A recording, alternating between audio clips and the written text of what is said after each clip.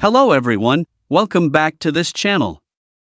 In this video, I will show you the easy and clear steps on how to set board to public on Trello application.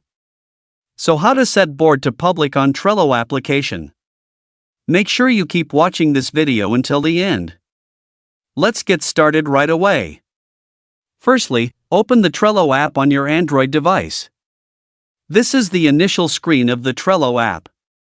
Next, tap your board that you want to change. Tap the three dots icon at the top right. Tap the three dots icon here. And tap Visibility. Tap Public. So that's it, tutorial how to set board to public on Trello application. Thank you for watching. I hope this video was helpful. See you in the next video.